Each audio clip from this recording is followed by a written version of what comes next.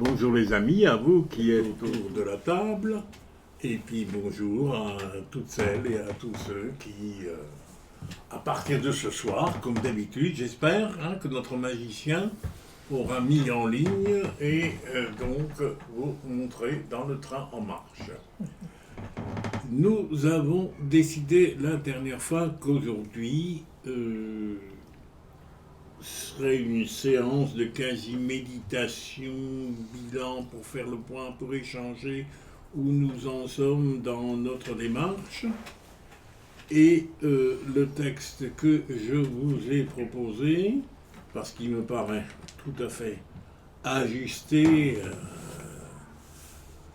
et à nos lectures et au point où nous en sommes, eh bien je vous ai proposé qu'on réfléchirait, qu'on échangerait ensemble sur l'évangile selon Jean, le chapitre 20e, que chacun là-dedans choisira le passage qu'il souhaite. Et moi, je suis assez content de moi, comme d'habitude, parce que j'ai cherché comment présenter ce chapitre qui, selon moi, fait un tout. Et en le mettant en forme comme, mais normalement, vous l'avez normalement sous les yeux, enfin, vous l'avez tous eu, j'aime comparer, j'aime détecter trois tableaux dans ce chapitre, et j'aime le comparer à un rétable, à tort ou à raison. Alors, on va faire un tour de table, mais on va peut-être non pas y aller nécessairement dans cet ordre-là, mais peut-être en suivant l'ordre du texte, et je dirais qui parmi nous a fait l'introduction, puisque moi je dirais tableau, j'y vois une introduction, je vois trois tableaux, Madeleine, les disciples, Thomas, et une conclusion. Qui commence?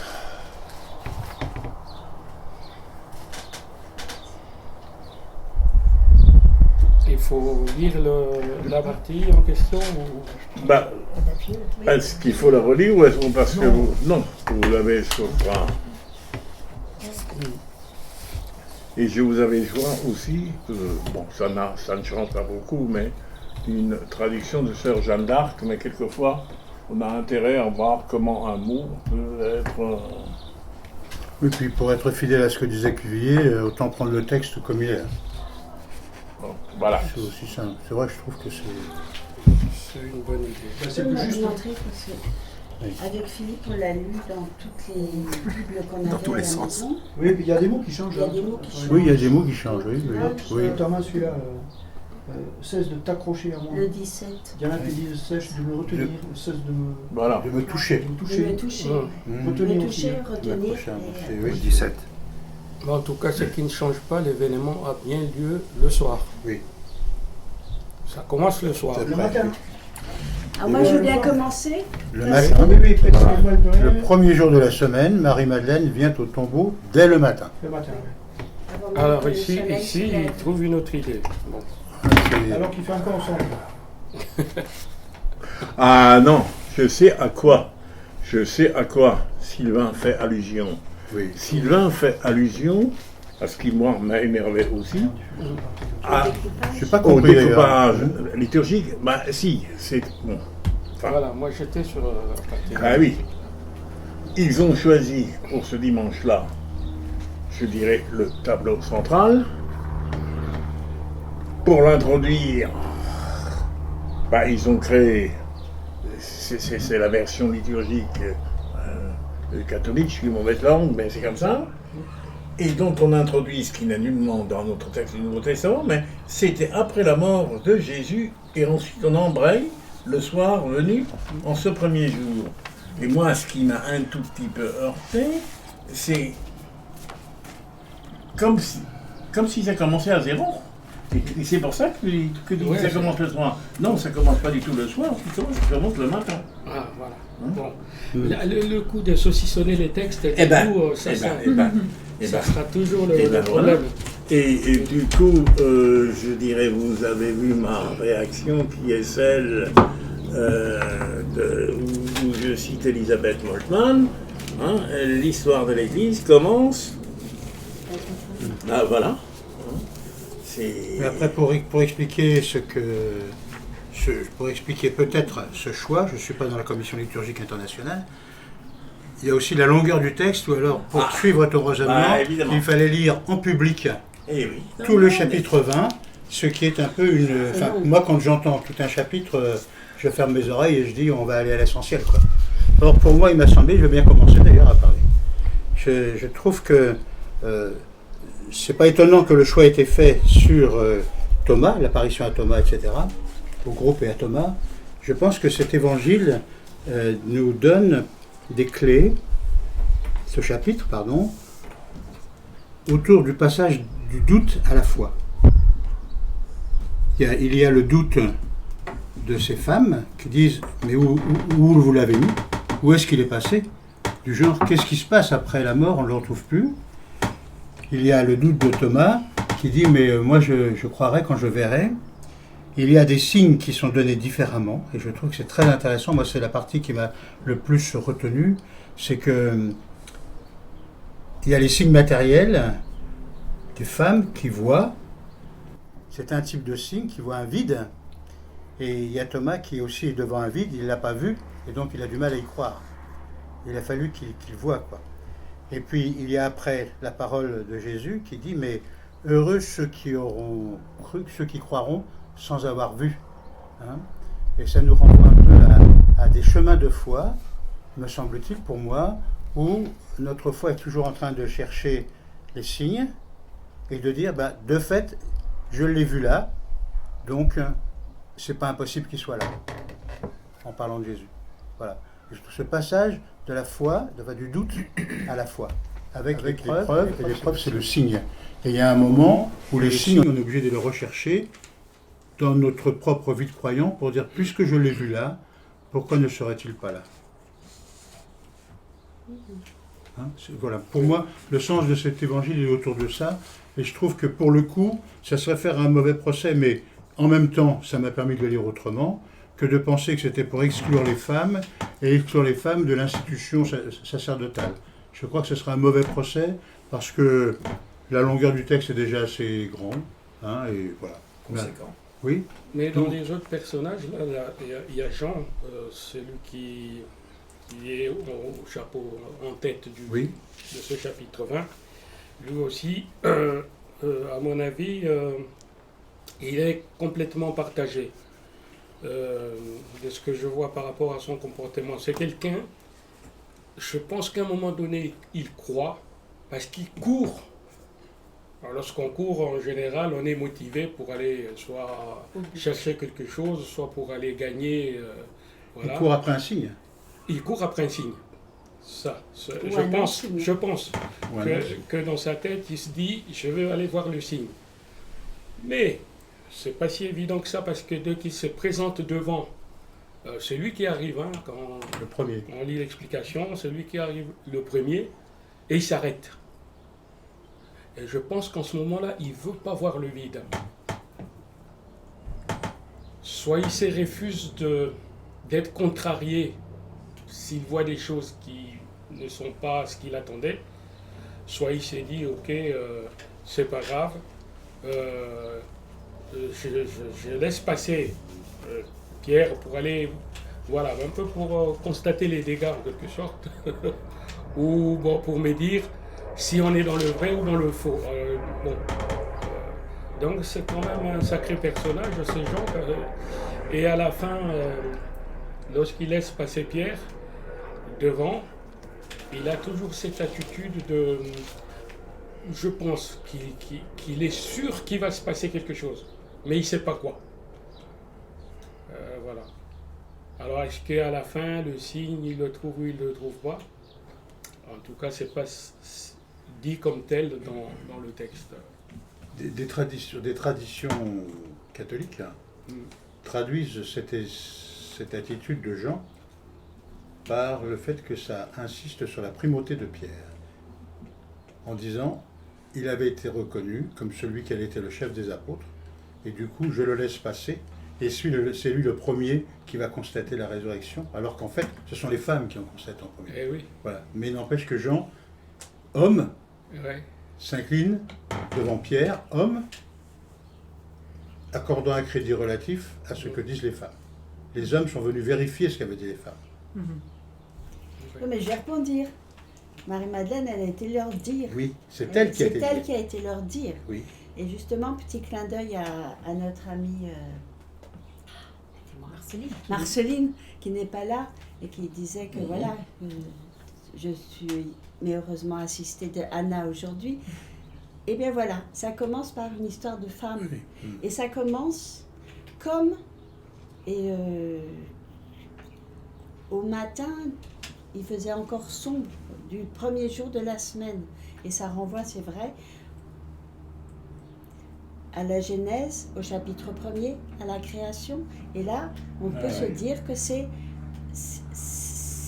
le moment d'une nouveauté, d'une nouvelle vie, d'une nouvelle histoire. On peut faire, je crois, le parallèle.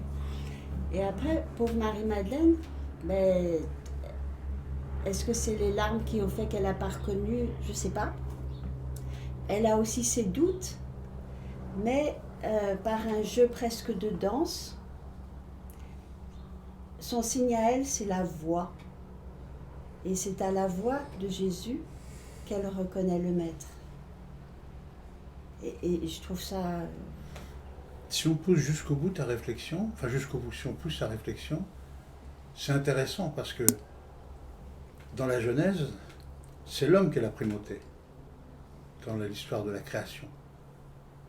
Et là, dans la naissance de l'Église, c'est la femme qui a la primauté.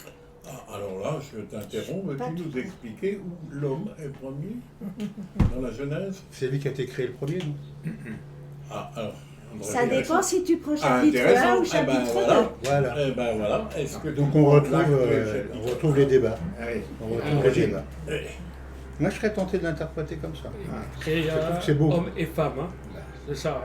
Oui. Il n'y a pas non, de... non, Adam, dans le non. chapitre premier, pour rappel, hein, Dieu L'Adam. dit faisons l'Adam, c'est-à-dire l'humain. Hein, le glébeux, comme traduit Shuraki. Mais le glébeux, bon, il le crée, mâle et femelle, il les crée. Oui, oui. Donc il n'y a pas de... Enfin, oui, évidemment, on peut dire que mâle est nommé, ça commence pas par femelle et mâle, il crée un mâle et femelle. De là, on tirait une priorité. Bon, le deuxième chapitre, là, c'est clair que le fameux Adam est identifié au mâle. Puisque, je dirais, Dieu va lui créer une aide, et ça va être ce chapitre 2, qui va servir de quasi-référence et prendre le dessus historiquement sur le chapitre 1. Et c'est ce qui va donner toute cette littérature et qui va malheureusement aller jusqu'à Paul, parce qu'on a beau défendre Paul comme on veut, il reste que c'est un texte de Paul qui affirme, et ça évidemment on y a pris plaisir, l'homme est créé premier. Ce qui confirme le fait que on écrit toujours, même la parole de Dieu, elle s'écrit toujours dans une culture incarnée, Ben oui. et que même la foi ne nous aide pas forcément, elle nous provoque, mais quand on transmet la foi, on la transmet dans une culture, et ça nous rend humbles au point de dire que nous n'aurons jamais la vérité définitive. C'est simple. Est-ce que dans la langue grecque, le mot pardon était andros kai gune pour ce que Dieu a créé homme et femme? C'était pas andros kai gune? Il faut que tu vois l'hébreu. C'est pas impossible. Pas le grec. Oui, c'est pas, oui, c'est l'hébreu. Hein. Et en hébreu, c'est l'Adam. Oui, mais ça ne retire pas le problème, Et parce que l'Adam pris de l'Adama. L'Adama, c'est la terre. l'hébreu lui-même était porteur de la culture hébraïque. Ben oui. Donc on se retrouve avec les mêmes questions, à savoir qu'on est marqué par des schémas de pensée, c'est tout Agazinski, etc. Et on est marqué par des schémas de pensée, et ces schémas de pensée sont à relativiser. Aujourd'hui, il est beaucoup question de la transmission, hein, et cette transmission, elle se fera par des schémas de pensée qui sont ceux d'aujourd'hui. Et si on veut transmettre, il faut accepter de rentrer dans des schémas qui sont limités, qui ne peuvent pas être éternels, qui ne sont pas des dimensions en dehors du temps, quoi. Mais tu veux dire que le mot dans le premier chapitre, c'est Adam, Adam, ce qui est En hébreu. la terre. qui veut dire en hébreu. le terreux. Terreux. Dieu dit Dieu créons la le terre. terreux. D'accord. Adam. Ok. Et il le crée mâle et femelle. Mais le prénom Adam, il correspond à ça? Son prénom Adam. Adam. Mais Adam ne devient prénom qu'après. Ah oui. Au départ, c'est pas du tout un prénom. Parce que Au départ, c'est l'humain. Mhm.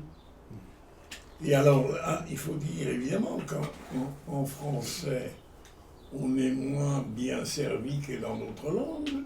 Les traductions allemandes parlent du Mensch, l'humain. C'est pas Das Mensch? Non, Non, c'est non, Der. non, c'est der Mensch. Oh bah mince. alors. Oui, hein, oui. Ah, ça Alors, aurait pu. Les traductions. là, on s'éloigne, mais quand en allemand on dit Das Mensch, c'est pas un compliment qu'on fait à la dame en question. Mais là, je ferme la parenthèse parce que...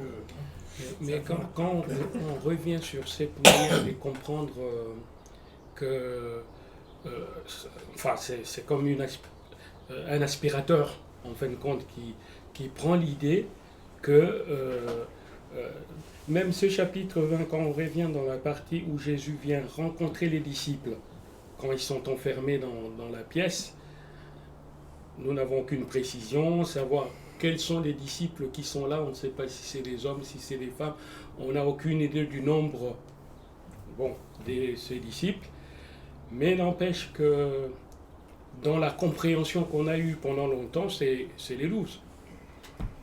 On ramenait le fait que Jésus rencontre les disciples dans la chambre forte aux 12. Alors, moi, Pourquoi les 12? 12 Judas, apôtres. il s'était pas suicidé? Il n'avait pas été se pendre? 12 c'est apôtres. plus que 11. Ah ben, Mais ça, c'est toujours oui. l'idée de 12, parce que il a été remplacé au tirage Mais au pas- sort mais par pas tout de suite, Mathias. pas tout de Mais pas suite. si Ouais, vite, c'est pas hein. tout de suite, mais bon. En gros, l'idée, c'est les 12 apôtres, quoi. Moins 1. Bon, hein, si on tient compte de la remarque. Dans l'évangile, on emploie les choses, on emploie, il y a deux mots là, dans le texte, hein, je l'ai bien relu 2 fois au moins. Moi aussi. Dans mon quart d'heure de lecture, je l'ai relu 2 fois. Ouais. Il y a d'une part les apôtres et d'autre part les disciples.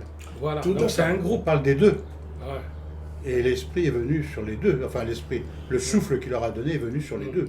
Les C'est ça. disciples, Hum. ceux qui suivent, et les apôtres, ceux qui sont les plus proches de la transmission. Mais c'est pas si évident que ça. Moi, j'ai connu c'est le beaucoup texte. de lecteurs qui pensent uniquement aux apôtres. Bah, disons ça, on l'a déjà évoqué la dernière fois. Mais c'est dans le vin, il n'y a pas Nous sommes d'apôtre. tous, Dans le texte, notre inconscient est marqué par une imagerie. Disciples. Or, culturellement, parlons de l'Europe, mais visiblement ça émigre ailleurs. Qu'est-ce que nous avons en tête quand nous parlons de la Seine? Le tableau de Léonard de Vinci. Tout à fait. Ouais. Bon, C'est la dont référence. l'original est à Turin, mais qui était reproduit, j'allais presque dire, à des millions d'exemplaires, et qui, partout où on met une scène, bah, de près ou de loin, hein, regardez là, derrière, C'est que des mecs. c'est ce schéma qu'on reproduit. C'est même le schéma en poussant, je dirais, à l'extrême, je n'aime pas le mot blasphème, mais que Buñuel utilise. Je crois que c'est dans Viridiana, où il y a une assemblée d'ivrognes autour de la table, mais la façon dont la scène est construite, on y reconnaît justement une scène. Donc culturellement, nous avons tous des images. Hein. Et je crois que c'est bon de temps en temps de se la rappeler. Bon. Là où je voudrais aussi juste encore ajouter une chose sans on s'attarde dessus. Ce qui est intéressant, c'est par rapport, je dirais, effectivement, à donc récit de commencement, parce que c'est ça, récit de commencement, et puis nos liturgies. Alors là, nos liturgies, qu'elles soient protestantes, qu'elles soient catholiques, qu'elles soient orthodoxes, hein. Nos liturgies, à la base, sont faites sur un calendrier fait pour l'office divin des moines. Or, les moines, en principe, sont des professionnels de la Bible. Donc, tout ce que nous sommes en train de découvrir, en théorie du moins, puisqu'ils passent leur vie dessus à le copier, ils ont en tête ce qui leur permet de passer du livre d'Ésaïe au livre des rois, au psaume 47 et pourquoi pas le 151, et de là en l'évangile de... Je dirais, pour le connaisseur, tout ça fait tilt. Et oui, mais c'est plus notre cas à nous. Hein. Et quand le dimanche, nous suivons ce calendrier, moi, je sais que quand ça m'arrive d'animer un culte, en général, je centre autour de l'Évangile. Parce que quelquefois, il arrive que le texte ou de l'Ancien Testament ou de celui de Paul, qu'il y ait des renvois, mais 9 fois sur 10, on cherche le rapport, on dit qu'est-ce que l'un a à voir à l'autre. L'un n'a pas nécessairement à voir à l'autre, parce que dans le calendrier, c'est l'office, c'est-à-dire cette lecture continue. Nous penchons sur ce calendrier le dimanche, mais ce dimanche, je dirais, il suit le samedi, qui suit le vendredi, qui suit le jeudi précédent, et on a, comme ça se fait d'ailleurs dans la synagogue, à un moment donné de l'année, on institue la lecture continue d'un livre. Hein? Et dans la synagogue, jusqu'à aujourd'hui, c'est un texte de la Torah, c'est-à-dire des 5, du Pentateuque, et un texte tiré ou des prophètes ou des autres écrits, c'est-à-dire des écrits de sagesse. Mais là aussi, on continue. Hein, et ça boucle normalement le dernier dimanche de leur année liturgique, c'est-à-dire à Yom Kippour, hein, avant de commencer l'année d'avant. Donc ça, nous l'avons hérité de la synagogue. Et c'est très bien, sauf, je dirais, que pour nos gens, enfin, à qui on a affaire le dimanche matin, toute cette culture et tout ce passé, c'est y passé. Et encore une fois, autant le bibliste, même quand il commence ici le soir de ce jour-là, il a en tête, qui précède, autant le paroissien lambda, excusez-moi, moi le premier, j'ai mis des années, d'accord, à le découvrir.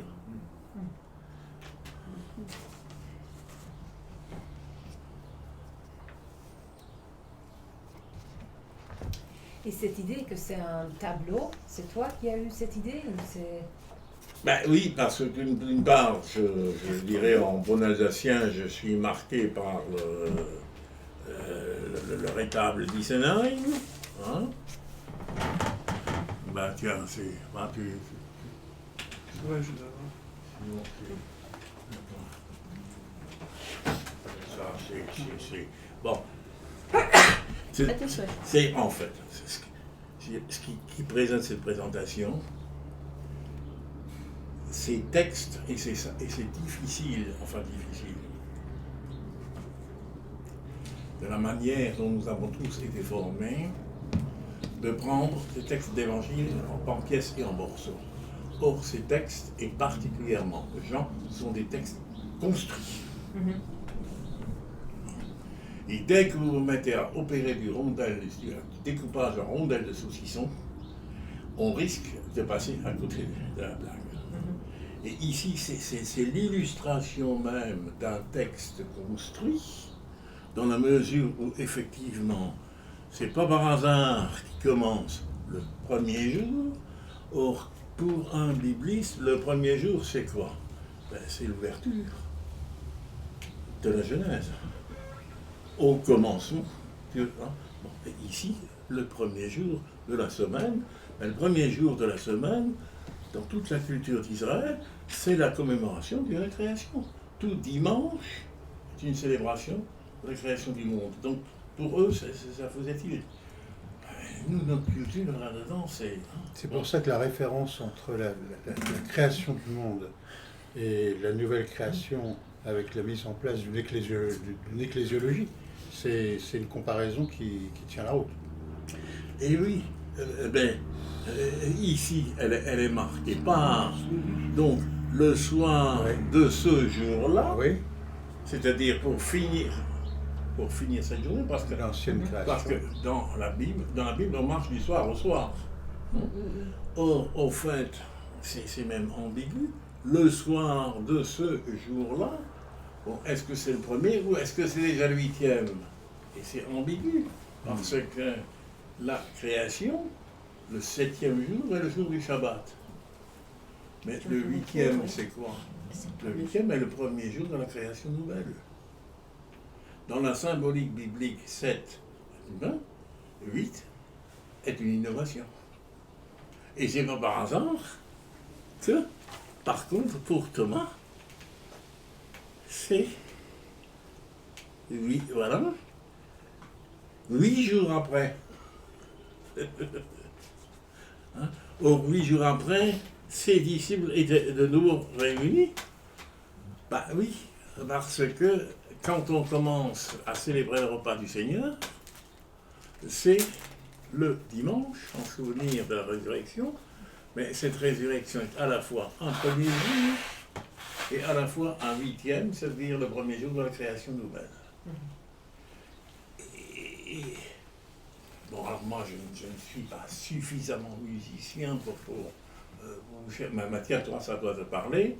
Je dirais que dans la musique, c'est tout à fait inné qu'un thème musical immédiatement rappelle les autres, ou renvoie à d'autres. La Bible, c'est ça. En permanence, une chose dite renvoie à une autre. Et c'est ce que je veux dire. Justement. Comment? Pourquoi elle dit et nous ne savons dans la 8 jours après, ça fait mal. dans le verset 2, on a enlevé le Seigneur du tombeau et nous ne savons pas où il l'a mis.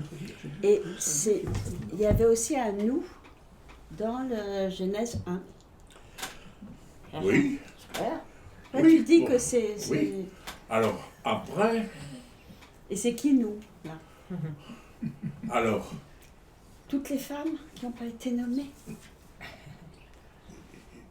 tu as le droit. Tu as le droit. Moi je dirais au niveau historique. Si l'on prend le texte de Matthieu, ou le texte de Marc, qui est le plus ancien, Marie-Madeleine, il ne va pas toute seule, elle va avec Non, des elle va femmes. avec d'autres femmes.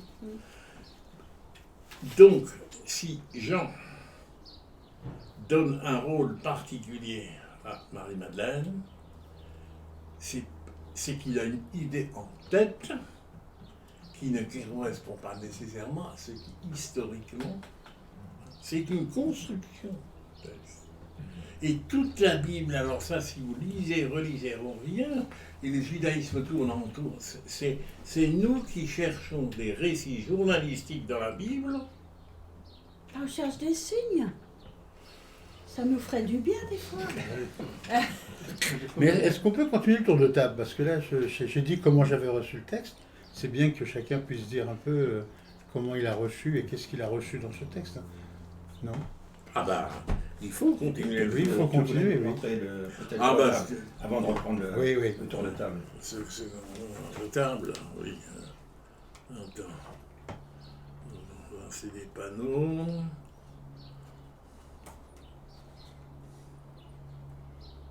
Bah, Waouh. ben voilà ce que c'est qu'un retable. Ben oui, voilà. Donc, et en plus, il repose ici. Alors, c'est farfelu, moi je veux bien, hein, mais bon, il y a 3 tableaux en fait. Hein. Bon, alors ici, parce que ça, c'est des panneaux qui se replient. Ouais. Hein, donc, On va le montrer. Attends. bah oui, On connaît. ben, ils les connaissent puisque. On va le mettre à la caméra. Philippe puisse Oui, faire il a fait un toit. J'ai fait une photo qui est dans Oui. ton album. Là. Oui. Mais là, je ne l'ai pas parce que je l'ai fait avec l'appareil photo. Bon, Une photo, attends. On va y arriver.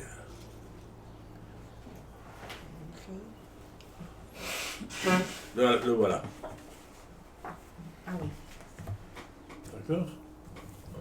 Ah oui. Donc, c'est des panneaux qui s'ouvrent, Mhm. qui se replient, Mhm. et qui, alors ici, bon, c'est.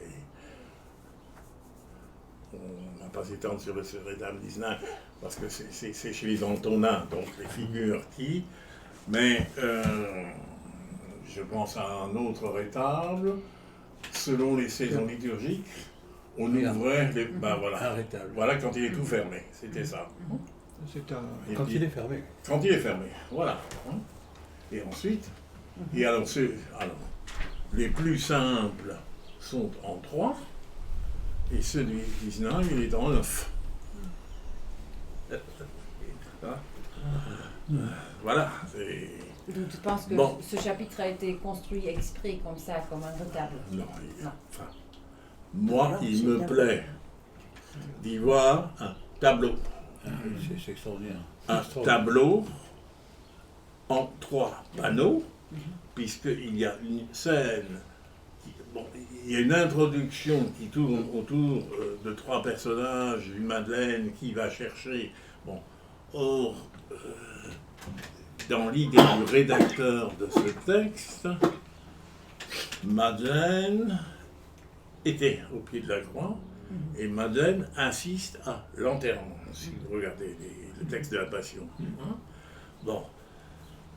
Chez Marc, ce sont les saintes femmes, et chez Jean, l'évangile commence avec Madeleine, qui va avoir une mission particulière, ne me retiens pas ou ne me... hein, va trouver mes frères, et c'est ce qui fait que même la tradition la plus, je dirais, ancienne, reconnaît en elle l'apôtre des apôtres, puisque elle est la première chargée de mission. Ah, je viens d'apprendre qu'elle a été nommée docteur de la loi, docteur La de foi. l'Église. Oui, mais enfin, ça c'est le folklore. Voilà, ouais, c'est ça, voilà. Ça sert à quoi? Enfin, je sais pas. Oui, mais- bon, enfin, je dirais Il ne historique. faut pas qu'on s'éloigne Elle- trop du texte parce qu'on ne va pas faire l'expérience que Cuvillier nous proposait de faire. Ah. Enfin, moi, si je suis là aujourd'hui, c'est parce que je trouvais que Cuvillier nous disait prenez le texte, dites-le entre vous ce que vous. Et c'est l'occasion pour nous de sortir les outils qu'on a pu acquérir avec Bernard. Tu vois, et je trouve que, par exemple, la référence à la naissance de l'Église, à l'origine du monde, on est en train de faire jouer nos outils là. Et ça, c'est intéressant, je trouve. Et je trouve que c'est intéressant qu'on continue peut-être le texte. On va trouver d'autres lieux où les outils peuvent jouer aussi, je trouve. Que pour se dire que... Mais c'est peut-être parce que moi, j'ai une recherche qui est trop spécifique, hein, j'en sais rien. Mais c'est pour dire que... Enfin, ces rencontres que nous avons permettent de purifier, Bernard s'y emploie, notre acte de foi et de le construire et de le vérifier entre nous, entre croyants, quoi. Et c'est pour ça que le groupe de lecture il est intéressant pour moi. Voilà, c'est... Ah, on poursuit le tour. C'était acquis, là. Non, mais Jean-Philippe a commencé par le début. Donc, Oui. il faudrait voir qui a fait éventuellement le milieu. Ce qui a accroché après. Moi, je fais la fin. Ouais. Mais moi, j'ai des trucs qui m'étonnent là. Déjà, il parle de l'autre disciple, l'ami de Jésus. Qui c'est celui-là? C'est Jean. Ah non, c'est Jean. On dit que c'est Jean. Ouais, mais là, si on On dit fait que c'est Jean. au pied de la lettre, on ne sait pas. Alors, Le disciple Et puis que pourquoi Jésus il y a un qui court, qui arrive en premier? Est-ce que c'est important? Ce serait Sylvain. alors, oui, je dis ou pas. Non, mais je dirais que tu as raison de poser cette question. Dans la mesure où, dans l'évangile de Jean, apparaît cette étiquette ou cette appellation, le disciple que Jésus aimait. fait-il partie des 12?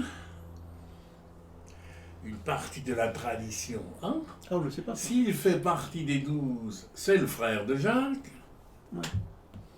Mais c'est pas dit. Ah, on ne sait pas si c'est le même. Et si c'est le frère de Jacques, le Jacques en question, est-il le fameux frère du Seigneur qui va apparaître dans les actes et qui va faire des siennes à Paul, hein? Parce que, encore une fois, nous avons une visée un peu idyllique de la naissance de l'Église. Hein, à cause du texte de Luc, ils étaient tous un seul cœur, un seul esprit, etc. Tout va bien. Lorsqu'on se met à creuser, en commençant par nos textes, en fait, ça a été la foire d'empoigne.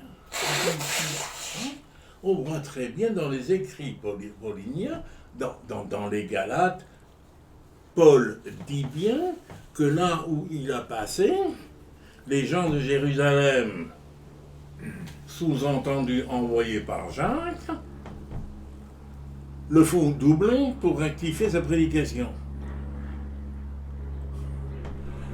Donc, bon, alors à l'époque aussi, il n'y avait ni téléphone, d'accord, ni écran, ni tout ce que vous voulez, et les communications, hein, ben, c'était à pied, d'accord, et 40 km, c'était une journée, ils sont passés à marcher, d'accord. Donc, encore une fois, bon, nous, aujourd'hui, nous avons des textes élaborés, et bien sûr, nous les lisons avec nos références et tout.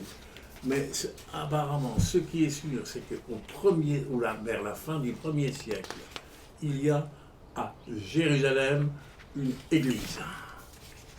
Ça, Paul le dit, une certaine tradition, il fixe même un premier concile, c'est-à-dire une première réunion où Paul va, et où on se réconcilie et où on se met d'accord que Paul s'occupe des non-juifs, c'est-à-dire des païens, hein, et que les juifs de Jérusalem devenus chrétiens, ben, sous-entendu, ça reste la roulette de Jacques,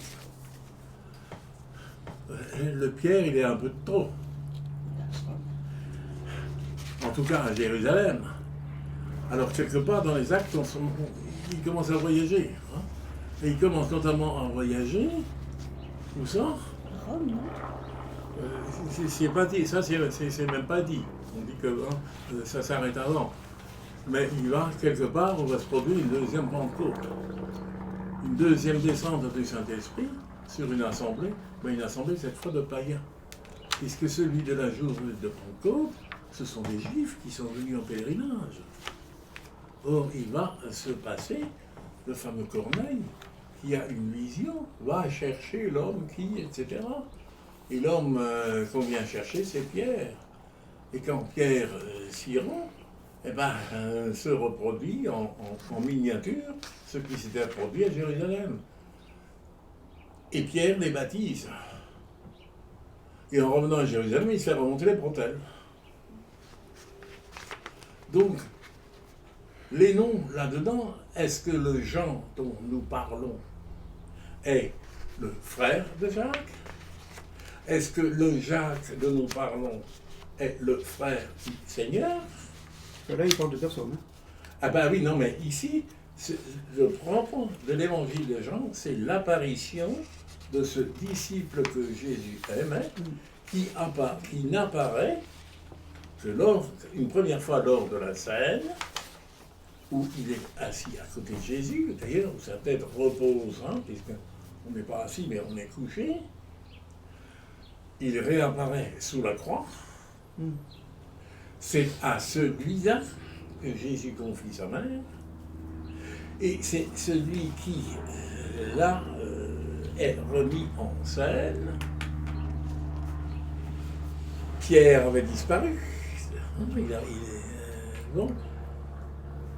Et j'allais dire, enfin moi, c'est bien, il n'avait pas disparu pour tout le monde, puisque Marie-Madeleine le trouve. Et où est-ce qu'elle le trouve? Ben, peut-être pas par hasard, c'est chez ce Jean. Et au niveau historique, les historiens se demandent si ce Jean, d'ailleurs qui était introduit chez le grand prêtre, hein, n'est pas quelqu'un qui appartient à l'aristocratie de Jérusalem. En tout cas, il ne fait pas nécessairement partie des 12. Mais c'est probablement, enfin c'est peut-être lui, disent aussi les historiens, qui abrite cette première communauté, c'est-à-dire là où est le Cénacle. En tout cas, Madeleine sait où le trouver. Et en le trouvant, elle trouve aussi Pierre. Et les trois se rendent ensemble. Et la dispute, je dirais fin du 1er siècle, est qui a prééminence sur l'autre.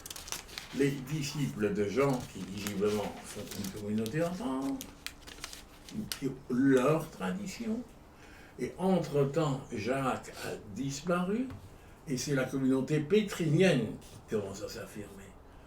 Or, comme disait Jean-Philippe tout à l'heure, toute une tradition voit dans ce geste, comme au chapitre 21e, qui est une ajoute, et où Jean, ou le disciple plus exactement, reconnaît le Seigneur, mais c'est Pierre qui va à sa rencontre.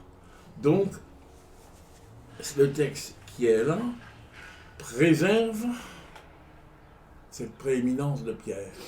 Et le chapitre 21e, qui est vraiment une ajoute, et c'est dit que c'est une ajoute, l'essentiel du chapitre 21e est la réintroduction de Pierre.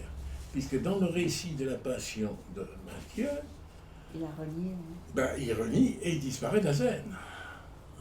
Et au Golgotha, il n'est pas présent. Il est réintroduit ici. Et dans le chapitre 21e, ça se passe sur les bords du lac, qui est une composition théologique aussi, parce que où ça se passait ici, où ça se... Donc l'essentiel n'est pas où ça se passe. L'essentiel est ce qui se passe. Et dans le chapitre 21e, pareil, Jésus réhabilite Pierre. Il ne peut pas réhabiliter Judas. L'idiot s'est pendu. Eh oui. Voilà. Et puis aussi, je voulais avoir des petites précisions. Est-ce que c'est important que les bandelettes et le linge ne soient pas posés au bon endroit? Ou est-ce que c'est des trucs qu'on... Ils disent ça aujourd'hui, on comprendra peut-être dans quelques années. Bon. Quand on essaye d'y comprendre,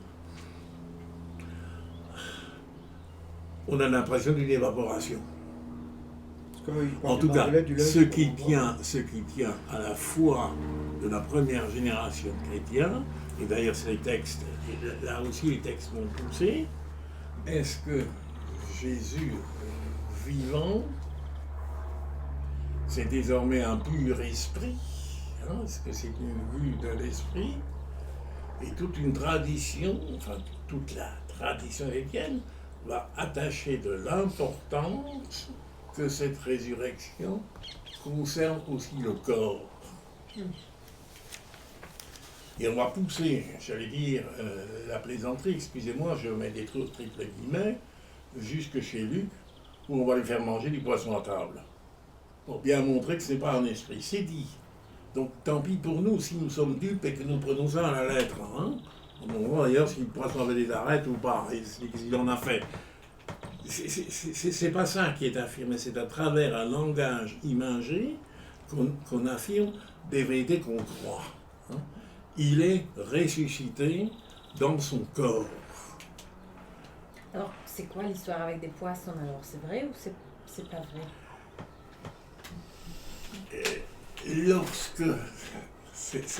Lorsqu'il commence à y avoir une communauté de croyants qui affirme celui, d'ailleurs, on dans les uns, celui que vous avez tué, Dieu l'a ressuscité.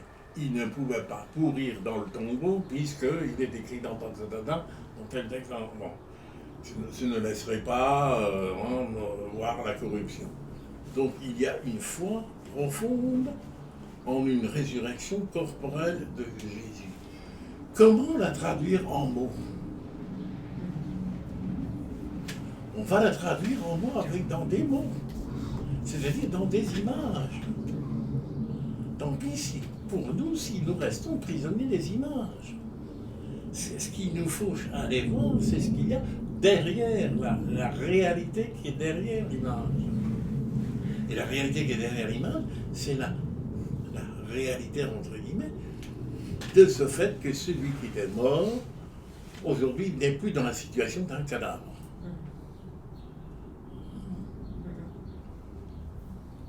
Il est vraiment ressuscité. C'est ça l'hymne qu'on trouve dans le... Il est vraiment ressuscité. Voilà. Pour moi, ça donne aussi la bonne nouvelle que Sur le micro. au-delà, il y aura aussi la bonne nourriture et du bon vin, du bon fromage. Parce que ce sont des plaisirs que nous connaissons et j'aurais du mal à me passer de ces plaisirs-là. Alors peut-être que ça ne serait pas sous la même forme, mais ça me donne quand même l'espérance qu'il y aura quand même des choses comme un bon vin, un bon fromage, un bon repas. Non? Je me trompe. En tout cas, moi j'y adhère profondément. C'est-à-dire, bon, qu'est-ce qui est dit à travers cette imagerie? C'est que nous ne pouvons pas, comme le faisaient les Grecs, considérer que l'homme est fait d'une âme immortelle qui, par un accident aucun, chute dans un corps, qu'il quitte au moment de la séparation et qui redevient une âme immortelle. Bon. Le christianisme, après le judaïsme, prend la réalité humaine au sérieux, dans sa complexité. Elle va inventer le mot chair. Enfin, le dimanche prochain, il en sera question de nouveau dans l'évangile. C'est ma chair que je donne à manger. Or, ma chair, c'est pas la viande. Dans le langage biblique, c'est le corps, l'esprit et l'âme. Voilà ce que c'est que la chair dans la Bible. C'est-à-dire Le tout. Un tout humain. Ça.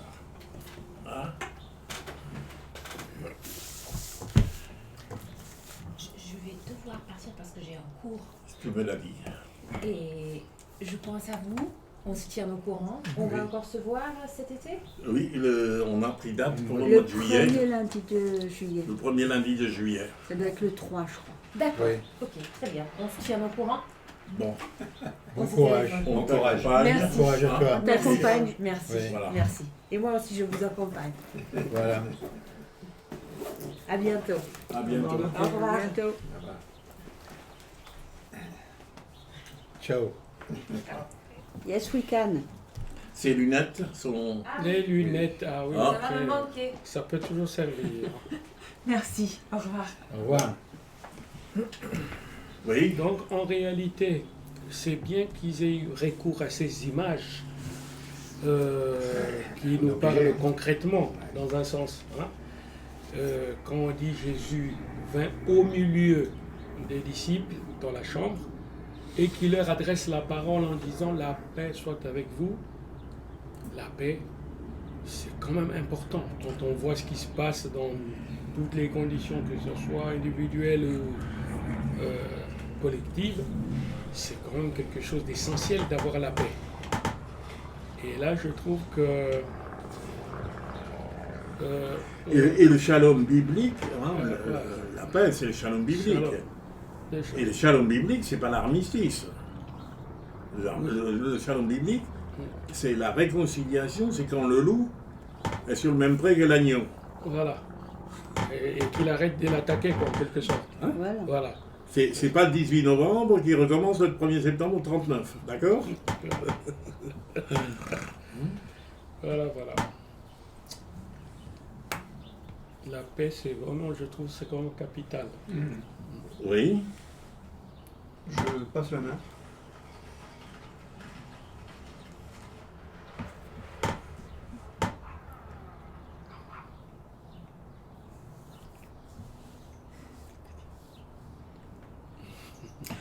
En tout cas, bon, si on prend le texte, et ça c'est tout de suite après,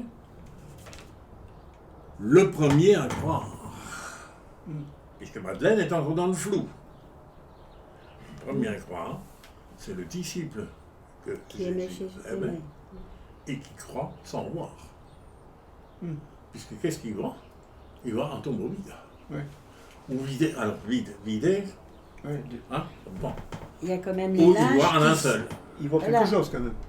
Ben, Il voit qu'il n'y a plus le corps. il y a une mort. énigme. Oui. Hein, parce qu'encore une fois, on aurait enlevé le cadavre, on aurait emmené dans son drap. Là aussi. Hein. Or, voilà. Il voit du vide, mais il voit. Il y a Mais je me un suis- tombeau ouvert et Avec et les il y a un lacets. corps qui n'est plus là. Je Quand me même, suis avec quand les même bandelettes dit, et- si ces corps avaient existé d'une manière ou d'une autre, il y en a qui auraient été heureux de retrouver quelque chose pour tout faire tomber. Je pense. Mais ils ont quand même été rattrapés quelque part par une autre réalité. On n'a jamais rien retrouvé.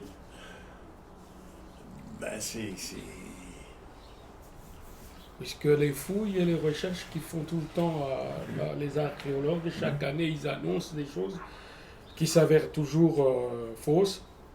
Ah oui, mais s'il y avait des preuves, ce ne serait pas la foi.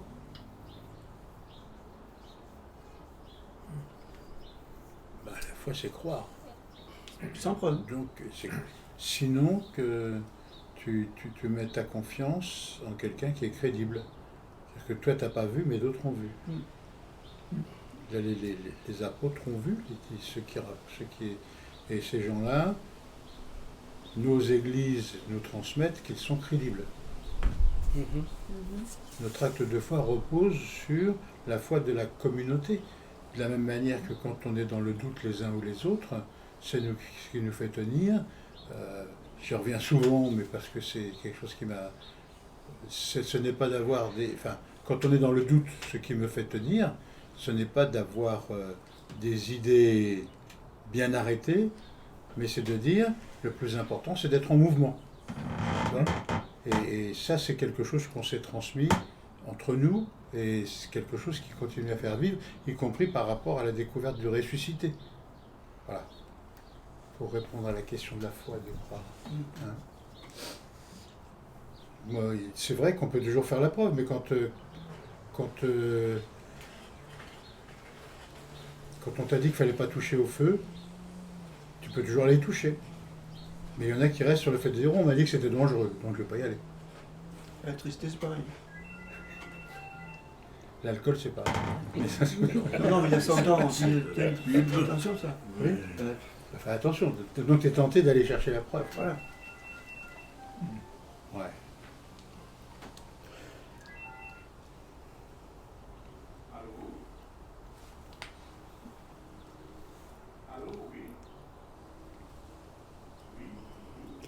Moi, j'aimerais qu'on revienne sur le verset 23.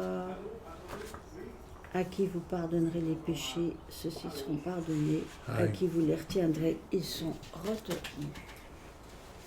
Oui.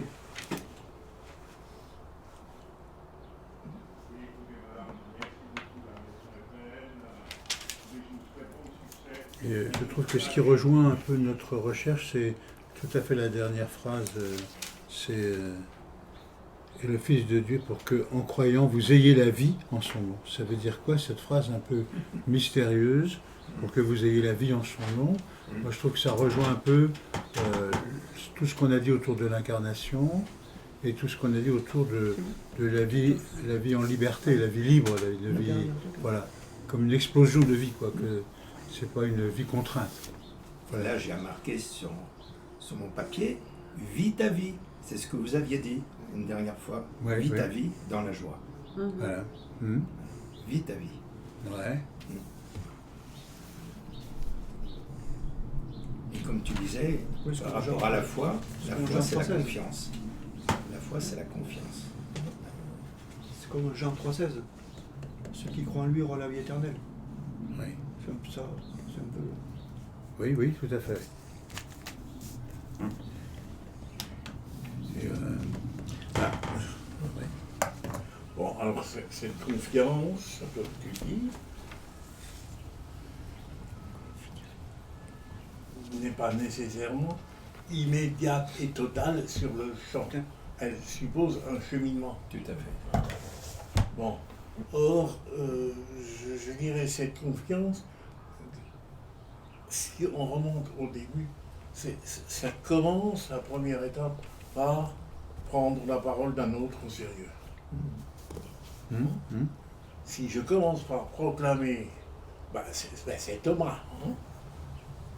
Si je ne remets pas ma main, etc., si je ne, moi, si sous-entendu tous les autres, je ne leur fais pas confiance, parce que c'est comme ça. Donc le premier pas, ça ne suffit pas. Mais le premier pas de la foi, c'est d'accepter de prendre au sérieux la parole de l'autre. On est dans la transmission. Ah ben.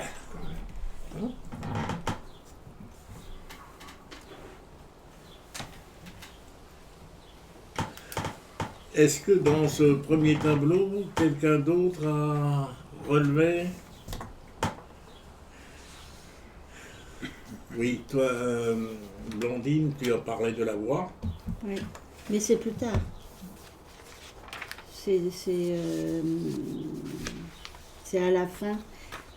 Il y a d'abord Marie-Madeleine, puis les deux apôtres. Puis elle revient sur le devant de la scène, si je peux dire. Quand elle pleure et qu'elle va regarder dans le tombeau, elle a le dialogue avec les anges. Qui cherches-tu? Elle l'a emporté, Jésus lui dit, Marie, et c'est là où c'est la voix, oui.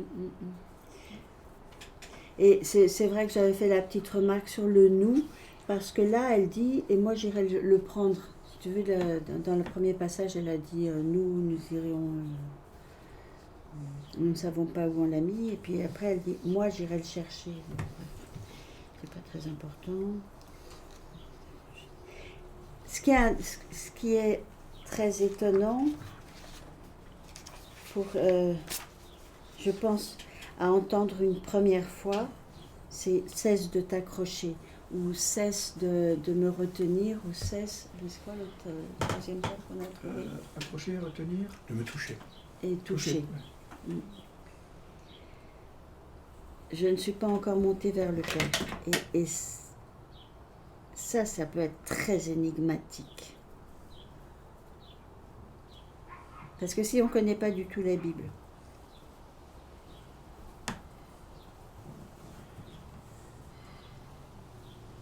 qu'est-ce que ça veut dire? Pour moi, ça a évoqué, vers mon Père et votre Père. Hein, Après. Oui, même après, oui. Ça a évoqué toute la recherche qu'on a fait autour du mystère qu'on appelle habituellement la rédemption, c'est-à-dire le sacrifice du Christ. Enfin, il retourne vers le Père. C'est le mouvement. Enfin, il est allé jusqu'au bout avec nous et maintenant il retourne vers le Père, jusqu'au bout de son engagement à lui, jusqu'au bout de ses prises de position, ce qui l'a entraîné à la mort. Il s'est donné jusqu'au bout. C'est pas Dieu qui l'a puni. Jusqu'au bout de sa mission. Jusqu'au bout de sa mission. Jusqu'au bout de sa mission. Oui. Il est allé jusqu'au bout de sa mission, et sa mission, c'était de faire découvrir son Père comme étant notre Père, puisqu'au bout du compte, c'était ça. Hein. Et voilà, mais ça n'explique pas tout. Hein. Je le lirais plutôt comme ça. La boucle est finie. Et il y a, je crois, dans l'Apocalypse quelque part, jusqu'à ce qu'il revienne. Jusqu'à ce qu'il revienne et qu'on le reconnaisse corps, enfin, que l'on passe de la foi à l'évidence. Un jour où nous le verrons face à face. Pour moi, c'était... Mais c'est plus ça de l'ordre de la construction de Jean, sûrement. En tout cas, c'est la construction d'acte de foi, pour lui. Mais oui. Moi, ce que je trouve aussi intéressant dans cette première partie, c'est un fait. Pour moi, à travers les versets, le verset 20, on voit que la présence de Jésus permet à chaque fois un relèvement. C'est-à-dire que pour moi, là, en ce moment-là, les disciples sont au bout de tout, ils sont vaincus, ils ne croient plus à rien, il n'y a plus d'espérance, en quelque sorte. Et la présence de Jésus en ce moment-là qui se met au milieu d'eux leur permet de se remettre debout. Et donc, en fin de compte, je pense que, bon, pour les expériences des uns des autres, je ne sais pas, mais en tout cas pour moi, je trouve que souvent, à chaque fois que tu es au fond du trou, en pensant à cette présence du Christ qui te dit que je te donne la paix, donc ça donne quand même quelque chose qui te permet de repartir. Donc on repart souvent à zéro dans notre vie, dans différentes étapes. Et donc moi je trouve que ces textes-là, ces moments-là, c'est vraiment un moment clé où effectivement parler de la foi. Donc c'est un moment clé pour se dire, même si je vais au fond du trou, à un moment donné, il y aura le relèvement. Donc le Christ, c'est celui qui vient en fin de compte nous donner la main pour qu'on se relève. Puis à propos de clé, il est toujours là alors que la porte est fermée à clé. Oui. 2 fois. Mhm. Donc il rentre. Il est là, Même là où c'est verrouillé, Voilà. c'est une lecture spirituelle. Ouais. Même là où c'est verrouillé, il rentre. Voilà. Même où on est en échec, il rentre. Voilà. C'est bien. Tu as suivi. C'est l'esprit qui souffle. Oui, c'est là où c'est même là où c'est verrouillé. Vous n'avez pas répondu à ma question. Non. Pourquoi Jésus lui dit « cesse de t'accrocher à moi » ? À Marie-Madeleine, il le dit. Et après, il va, malgré la porte fermée, se présenter aux autres disciples. Parce que c'était une femme. Non, je peux dire. Mais non, mais ça... Ouais. Moi, je ça voudrait répondrais. dire Parce qu'il y a universel. Hein. Je ne sais pas si j'ai raison de raisonner comme ça, mais je pense que Jésus veut nous montrer qu'on ne le verra plus comme avant. Je pense que là, ça marque un moment de rupture. C'est très important, ça. Hein? Il y a un avant et un après. Et la rencontre avec Madeleine n'est pas un retour à un avant. Question pour vous mettre sur la route, où est-ce qu'il y a un retour à un avant? Dans l'évangile de Jean. Avec quelqu'un qui s'appelle Lazare ? Eh ben, Lazare est un retour en avant, d'accord? Ok. Or, dans l'évangile de Jean, il y a une première introduction, d'ailleurs grâce à Marthe. Hein? Dans l'évangile de Jean, Marthe, elle a sa déclaration de foi. Hein? Tu es la résurrection, tu es le Fils du Dieu vivant. Bon. Or, on n'est pas dans le même schéma ici, on n'est pas dans le schéma de Lazare. Et on l'est encore beaucoup moins, et moi je trouve personnellement, c'est mon verset que je retiens et qui reste l'essentiel de tout le reste, c'est la première fois que dans les évangiles, et évidemment chez Jean, apparaît le terme « mes frères ». Là, il y a une nouveauté. Dans la bouche du Christ. Oui. Moi, en spiritualité, j'aime bien ce passage et je trouve que ça éclaire, ça peut éclairer aussi la vie de nos églises. Il ne peut pas y avoir de retour, c'est-à-dire que ce que l'on découvre du Christ dans nos vies, souvent, on serait tenté de le conserver tel qu'on l'a découvert, or il est encore à découvrir. La foi ne peut pas rester comme ça, comme quelque chose qui est figé. Ça ne peut pas être figé comme le corps humain qui s'est détruit. Il faut encore que j'aille vers le Père et peut-être que là, nous aussi, il faut que nous allions vers le Père pour découvrir cette pleine dimension. On est encore en mouvement, quoi. Il y a encore un mouvement. Dans ce premier tableau, il y a là un Jésus vivant, mais qui dit à Madeleine, c'est pas un retour à je vais vers mon Père et votre Père, va dire à mes frères. La révélation n'est pas encore totale, ça va suivre. Mais nous avons mon père, votre père, et va dire à mes frères. Ça fait une sacrée nouveauté, ça. Hein? C'est pas un retour en avant.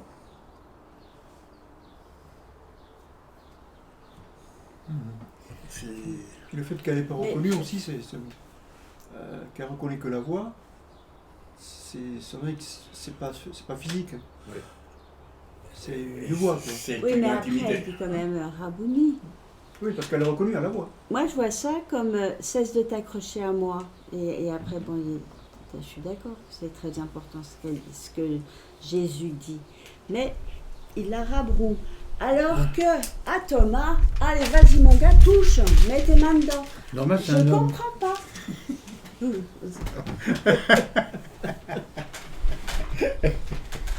Allez-y, Voilà. messieurs, discutez entre vous. Ah oui. Tu feras plaisir à Marceline. Hein? Vous Vous avez vu son envoi, non? on te voit plus. Bon, alors là, on est en Vous trois. avez vu son envoi à Marceline, non? Oui, oui, tout à fait. Ah ben, Oui, le oui. mâle originel, ben voilà. Non, mais je souris en disant ça, bien sûr. bien Tu l'as sûr. compris. T'as raison. Oui, mais n'empêche que c'est écrit comme ça. Oui, mais le cours, enfin, Et, N'empêche qu'on le lit comme C'est ça. interprété comme ça. oui, oui. Pareil. Parce que, justement, va les trouver et dis-leur. Elle est chargée d'un message. Ce qui est quand même, oui, mais ce qui est quand même curieux, Ne parce cesse, que, bon, t'accroches pas. Mhm. Qu'est-ce que ça veut dire? ben, ne Moi, me je pense retiens, que ça implique indirectement que chacun doit avoir son propre cheminement. Parce que si Jésus a voulu que Thomas touche et que Marie-Madeleine ne touche pas, Elle n'a pas besoin, elle l'a reconnu. voilà. Elle n'a pas besoin de. Donc voilà, il n'a pas besoin de toucher. Parce qu'elle l'appelle Rabouni. Voilà. mais, donc oui, elle a mais reconnu. elle est dans un immédiat tentée par un face-à-ce.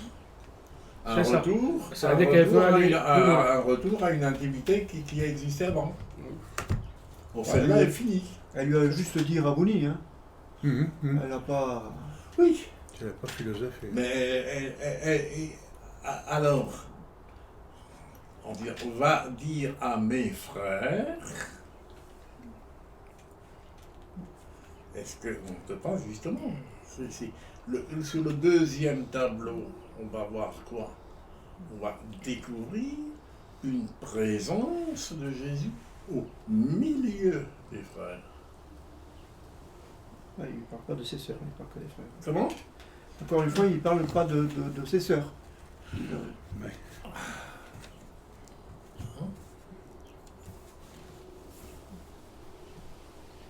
Mais là, frère, à mon sens, c'est Frère et sœur. l'homme.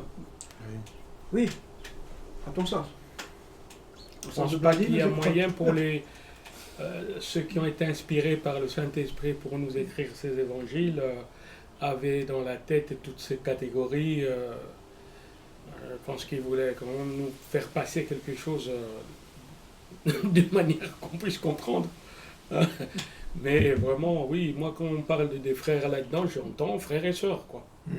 J'entends pas, Ah bah oui, C'est l'être humain. enfin, à tort ou à raison, hein, mais oui, oui, oui.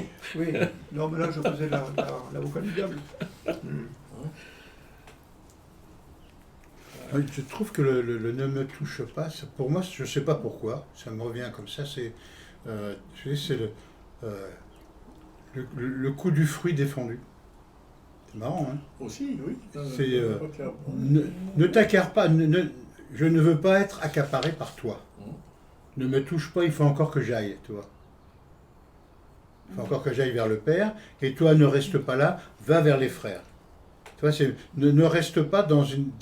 moi je me mets à la place, Dans enfin, une c'est posture. profondément humain. Ouais. Quelqu'un qui est décédé d'un seul coup, tu le retrouves vivant. Tu te dis, je me le garde, quoi. Tu vois? Mais là, non, ne me touche pas. Surtout, je ne suis pas qu'à toi, je suis à tous. Ouais, ne m'accapare pas, quoi. Tu vois, je pourrais le traduire comme ça. Si c'est c'est une expérience de foi, et je trouve que il arrive qu'on veuille que d'autres passent par notre expérience de foi. Laisse les autres vivre leur expérience, laisse-les vivre leur vie. Et donc ne choisis pas notre rencontre, ne choisifie pas notre rencontre. Tu vois, je réfléchis parce que je vois bien que ça t'énerve, mais on n'a pas forcément une réponse. Hein. On a une réponse à notre dimension.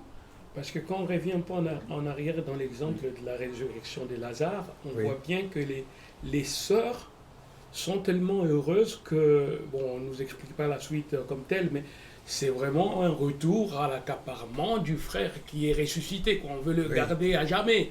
Oui. Donc on pense même qu'il y aura une éternité du fait que Jésus ressuscite. Et le lendemain, il est à table. Oui, voilà. Hein? Donc, C'est un retour à... On ne sait pas quand c'est qui meurt, Non. Non. vraiment. Mais il est vraiment mort quand même. Mais Deux fois. voilà. Autrement, on nous l'aurait encore montré aujourd'hui. 2 fois. Et c'est là où on n'est pas dans le même... Bon. Non, Oui, c'est pas les mêmes catégories de pensée. Alors, Rapproche-toi un peu. reviens. Reviens, veux-tu? Ton absence a brisé ma vie.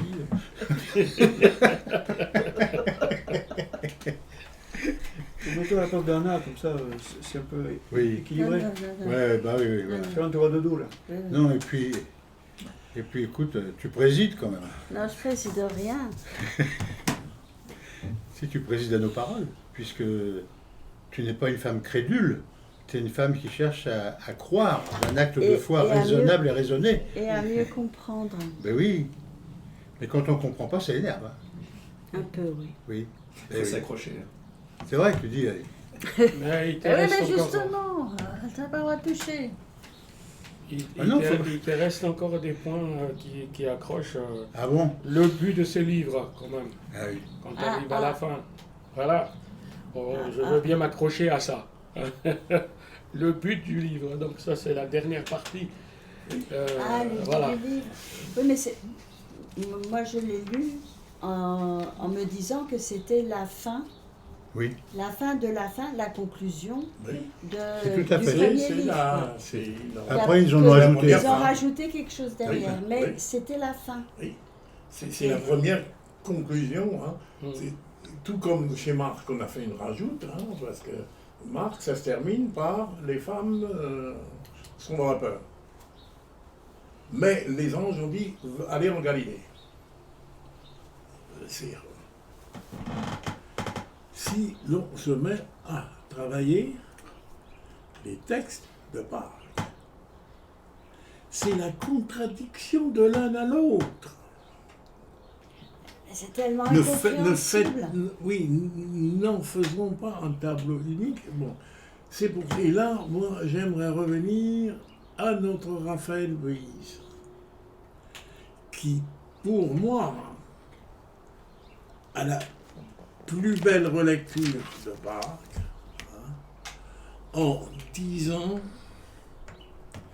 la prise de conscience. Enfin, non, pardon.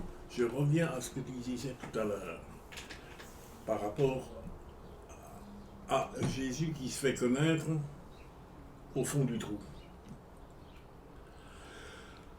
Quand nous sommes au fond du trou. Eh ben oui, hein, Oui, c'est oui, oui, dans oui. la situation de détresse. Oui. Bon, moi j'aimerais la ramasser en disant par quoi commence Pâques? Jésus commence par ressusciter la foi de ses apôtres. Et c'est là où notre joli cantique, mais il ne faut pas trop le dire aux protestants, n'est-ce pas, hein, à toi la gloire, hein, vois le paraître, mon œil, ça c'est le cinéma que nous ferions si un jour j'ai prêché, j'aime beaucoup le cinéma, et comme j'aime le cinéma, Dieu m'a dit fais-moi un film sur Pâques. Et moi j'ai commencé hein, par le matin de Pâques, les anges et les trompettes, et ça va sonner d'abord dans le palais de Pilate, ensuite ça va sonner chez Caïphe, et ensuite ça va sonner dans le temple, et la foule va se réunir, sauf que ce n'est pas le scénario de Dieu. Il n'apparaît qu'à ses amis.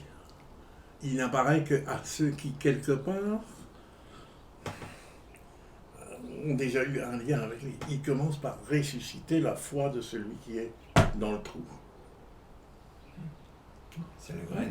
Et c'est là où lui est intéressant en disant, bien sûr nos textes nous disent c'est au bout de 3 jours, mais là aussi si on va regarder, alors c'est vrai que ce calendrier juif entre Pâques et Pentecôte, c'est pas la première communauté chrétienne qui va le créer, ces fameux 50 jours. Mais si nous prenons le Nouveau Testament, il y a un super flou, parce que qu'est-ce que c'est que ces 40 jours? Alors que si vous lisez le texte de Matthieu, c'est quasiment le jour même qu'il y a l'ascension. Il leur apparaît réunis et il les emmène sur la montagne et là il disparaît. Sauf que les anges auparavant avaient dit, donc en d'autres termes, ce sont des textes construits, mais qui réconcilient une expérience vécue par les membres d'une même communauté. Chacun des futurs témoins, et j'ai envie de dire, a vécu à sa façon. Et peut-être que l'expérience de la résurrection d'une Marie-Madeleine n'est pas la même que celle d'un Pierre. D'ailleurs, Jean et le comble, d'ailleurs, c'est que sous le nom du même auteur, on ne sait pas trop qui se mêle. Je veux dire, ici, ça se termine, comme tu dis. Et comme par hasard, dans le chapitre 21e, il raconte à peu près les mêmes choses, sauf que ça passe sur les bords du lac. Et qu'on a des disciples qui ont repris leur métier et qui vont retourner à la pêche. Vous voulez concilier tout ça? C'est inconciliable. Donc en fait, ces textes nous rendent compte d'expériences vécues qui trouvent leur unité dans une foi partagée. Et dans une foi partagée, où à la limite, que ça se passe le matin, à midi ou le soir, l'importance, la foi partagée est, nous faisons l'expérience de ce qu'il est vivant et de ce qu'il est vivant avec nous dans la nuise.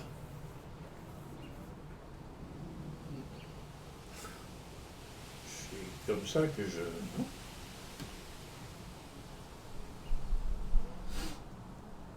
On a beaucoup parlé de libération.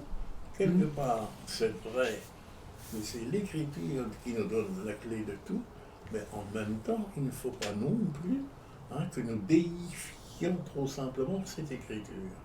Cette écriture, elle-même est une écriture pour.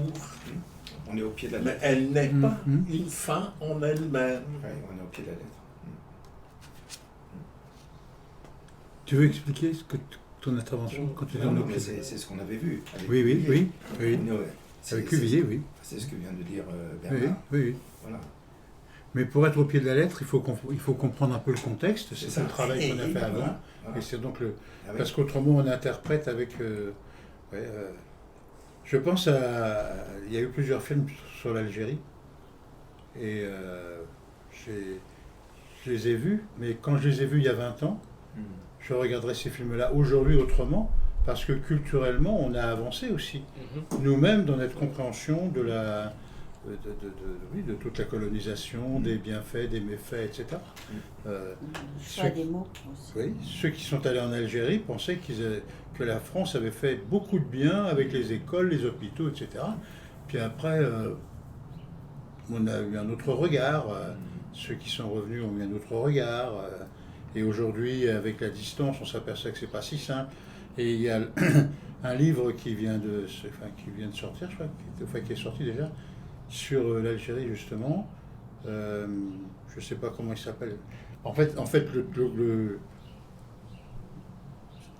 il raconte comment des familles ont vécu la colonisation. Et c'est encore un autre regard des familles arrivées là-bas, françaises, venant défricher le terrain, etc. D'ailleurs, on a entendu la même chose. Oui. Le livre sort. Je trouve que c'est intéressant, j'ai envie de l'acheter, toi. Oui, Mais en disant, c'est encore un autre regard. Tu dis, et c'est vrai que ça, c'est aussi écrit dans un contexte, etc. quoi. C'est pas rien, c'est pas rien. Et l'acte de foi que nous écrivons aujourd'hui, les générations futures porteront sûrement un avis qui ne va pas être que complaisant sur notre manière de dire. Enfin, je vois aujourd'hui les courants traditionnalistes dans l'Église catholique ou les courants plus révolutionnaires, je ne sais pas, faut pas comment appeler ça, que plus dans la ligne de Vatican II, quoi. Aujourd'hui, il y a des gens qui disent, les traditionnalistes disent, vous avez foutu en l'air l'Église. Hein. Oui, oui. Moi, je me suis entendu dire par un jeune prêtre devant mon évêque. Hein. Oui, oui. C'est à cause de vous qu'il y a des gens qui en sont là. Hein. Oui, c'est Ouais. encore dans la croix. Et bon, bah, il y a une lecture, mais la lecture, là, c'est quoi? Il faudra revenir au passé. Revenir au passé, c'est ne me touche pas. Jésus dit, ne me touche pas, ne m'enferme pas. Ne m'en fais pas. Ne me laisse pas dans ma tombe. Et ce ne me retient pas se réinterprète pour chacun de nous aux différents âges de la vie et se reproduit dans l'histoire, je dirais, collective en fonction de la réalité humaine vécue Je par peux en les uns témoigner. et par les autres. Non, c'est vrai. Ne Tu retiens fais bien pas, fait d'insister sur le ne me touche pas. Oui. Hein? Non, c'est pas un détail. C'est pas un détail de l'histoire. Mais va dire. Il va lui dire ce que tu vis aujourd'hui. Quoi. Va lui dire que tu as découvert qu'il était vivant à travers un fils qui s'épanouit autrement que dans les conventions. Tu dis, mais il est vivant là. Enfin, il y a quelqu'un de vivant là. C'est pas... Et cette vie-là, elle dépasse notre entendement. Elle est encore ailleurs, quoi. C'est extraordinaire. Tu dis, mais attends, et ça, je ne peux pas ne pas en témoigner. Moi, je sais que je suis vivant et je vais en témoigner que je suis vivant. Je ne veux pas que ça se passe, quoi. Tu te dis, non, et je vis ma vie. J'essaye de vivre ma vie. Sans renier tout ce que l'acte de foi me donne comme repère sur la relation avec les autres, sur tout ça, sur la manière de vivre socialement, quoi. Et je suis content qu'on arrive à dire à partir de l'Évangile des choses comme ça, parce que je trouve que le partage de la parole et les outils qu'on a eus nous permettent aussi de dire ça aujourd'hui avec un enracinement réel. C'est pas je vis selon mon affectif, il y a un enracinement réel, quoi. Voilà, moi j'ai fini. J'ai trop parlé. Mais dans le tombeau, il y a aussi la notion de l'ensemencement. C'est-à-dire qu'il y a la semence qui l'hiver, la graine qu'on plante à l'automne, Tomber en terre. voilà, qui tombe en terre. Et il va falloir justement cette période de l'hiver, de l'obscurité, pour ensuite pousser. Arriver à la lumière. Voilà, arriver à la lumière. Et le blé tombé en terre pourri comme le corps.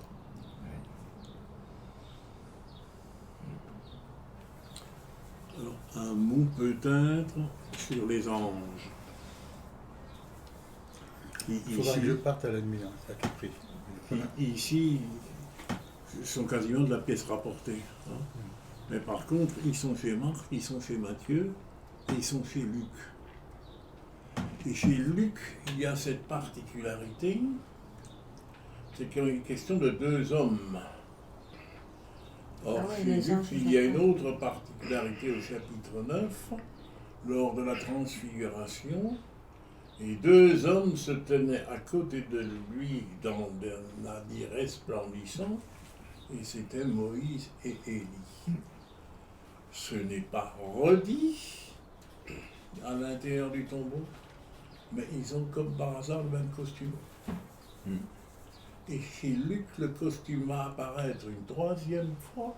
Lors du récit de l'Ascension, il disparaît et deux hommes vêtus de blanc viennent et leur disent « Ne regardez pas le ciel, retournez à Jérusalem. » Donc encore une fois, je crois, les textes, travaillons-les au pied de la lettre et tout ce que vous voulez, mais en même temps,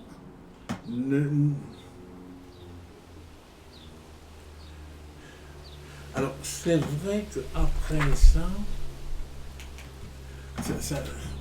certaines prédications deviennent difficiles à écouter parce qu'on a envie de dire, mais arrête ton numéro, tu n'y étais pas. Hein? Bon, mais en même temps, je dirais, chacun a le droit de refaire son film. D'où la nécessité de découvrir à travers un texte, plutôt que de vouloir reconstruire une histoire, ou découvrir une histoire qui s'est peut-être passée, telle qu'on... C'est de dire, mais quel est le message profond qu'ils veulent passer? C'est plutôt que d'essayer de reconstruire la vie de Jésus, à telle époque il a fait ça, nanana, nanana. C'est à travers le texte, là, quand je regarde, quel message il veut nous dire. Et tout à l'heure, je disais, moi, ce qui me frappe, c'est comment, à partir de l'événement de la résurrection, il y a plusieurs passages du doute à la foi. Et ça, je trouve que ça éclaire ma vie. On a trois tableaux, des passages du doute à la fois. Ouais, bah oui, passage du doute à la fois. On a trois tableaux.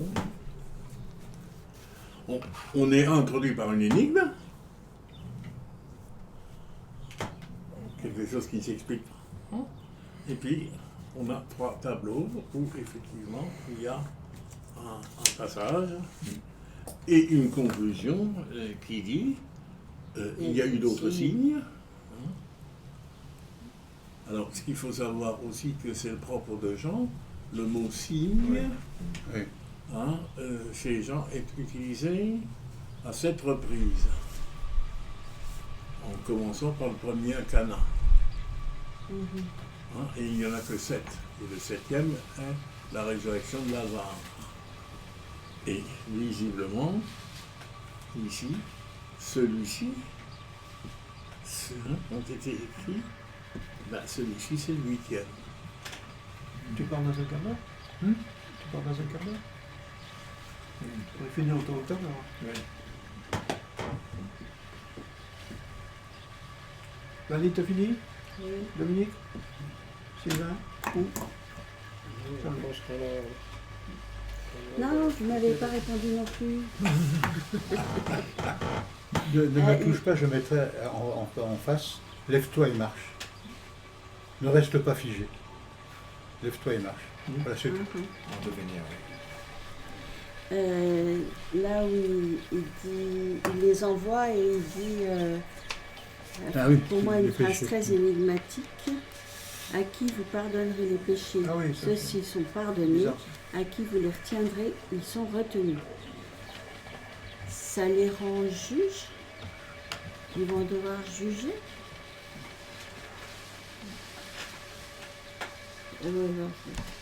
C'est un gros morceau, ça. Oui, c'est un très très gros morceau. Et J'ai failli pas le lire. C'est vrai? Bah oui, c'est gênant. Moi, ça me gêne. Parce que ça... Alors que lui, en principe, il pardonne. Pourquoi il délègue à deux clampins qui n'y connaissent rien? Non, c'est pas... C'est quand ils sont tous ensemble, là. Oui. C'est Non, mais bon, ils reçoivent l'esprit et avec l'esprit, ils ont cette capacité. De juge. Alors que Dieu, en principe, il pardonne tout. Oui. Non, ça.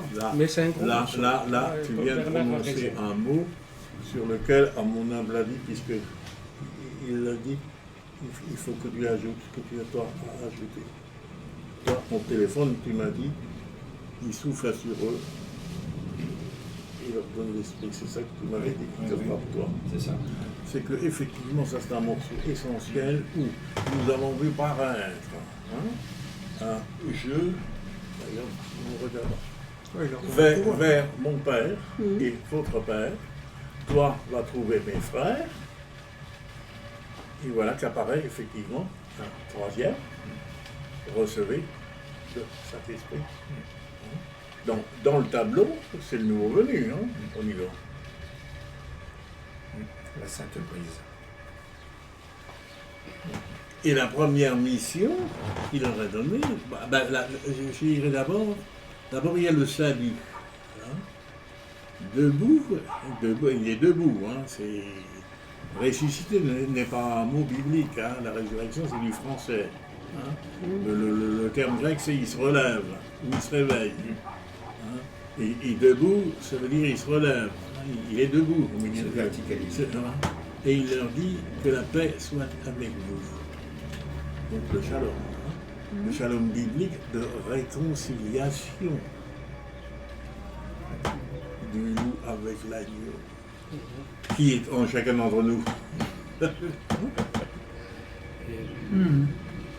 est dit même 2 fois.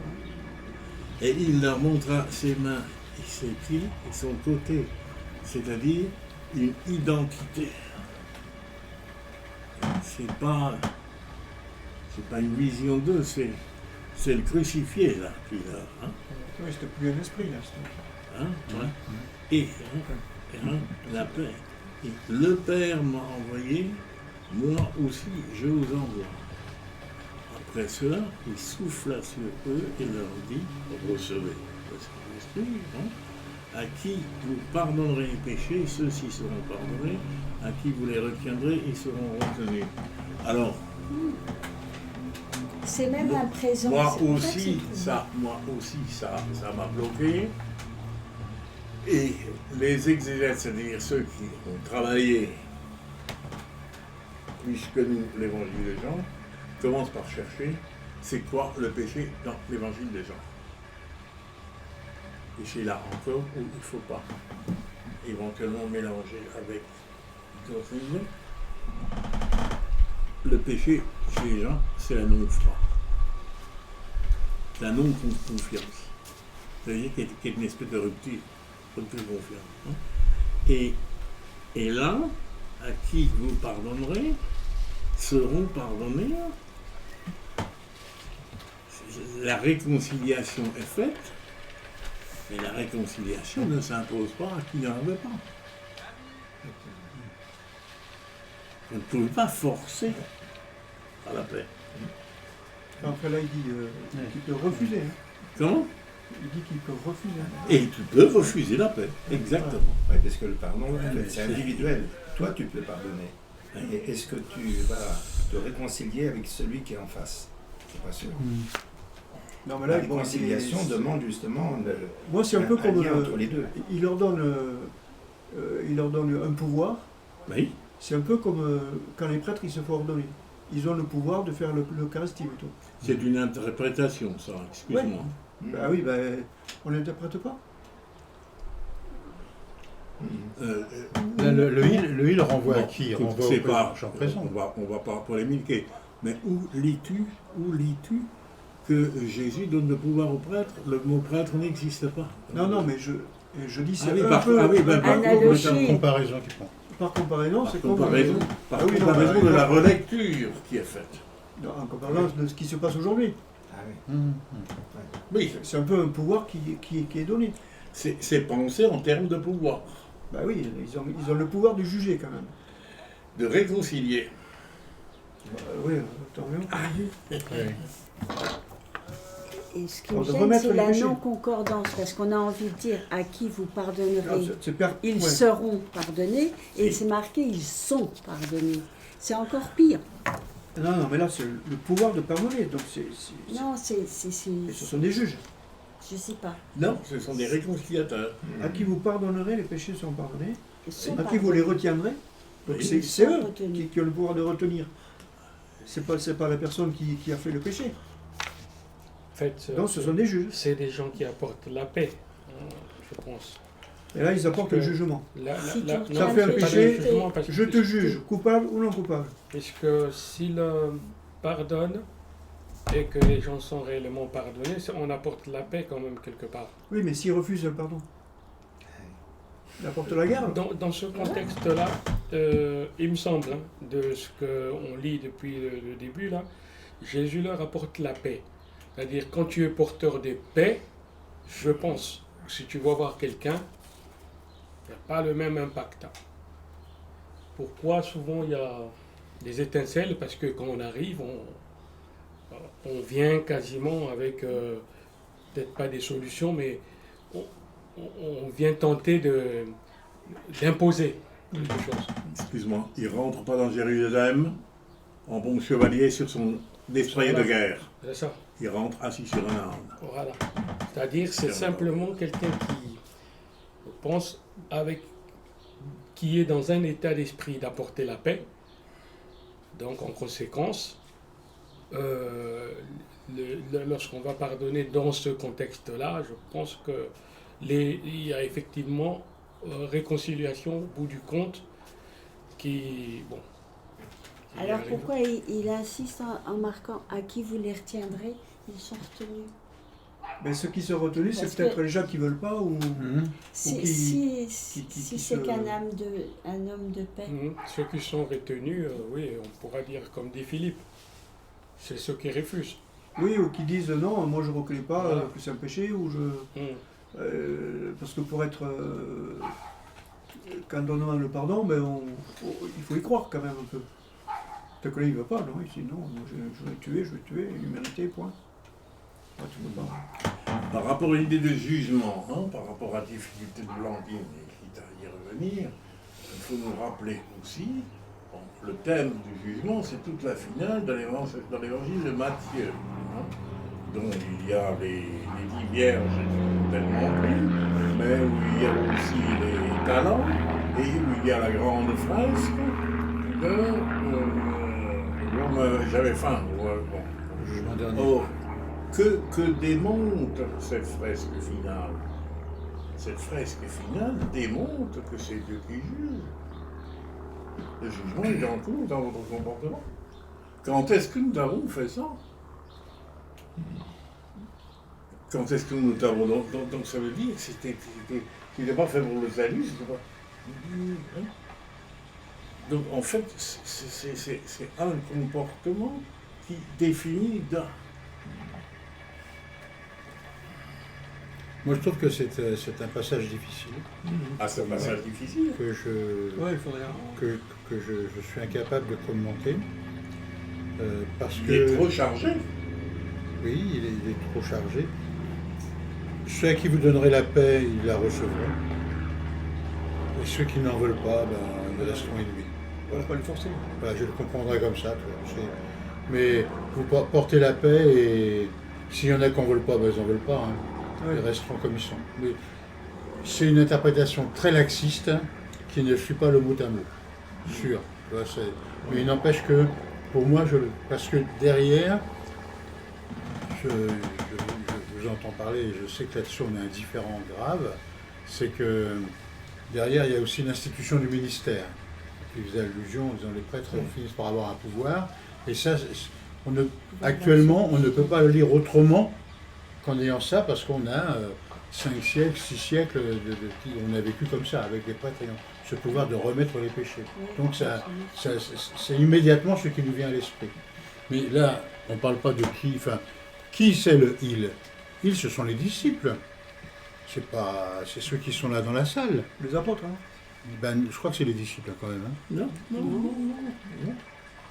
Ben, C'est sœur de alors qui sont là, que ça. par crainte des Juifs, que se trouvaient les disciples d'été. À qui vous pardonnerez les péchés? Non, mais il dit c'est ça pas- aux disciples. Il dit ça aux disciples. Il le dit Ça pas. aux disciples. On ne dit pas qu'il le dit aux apôtres.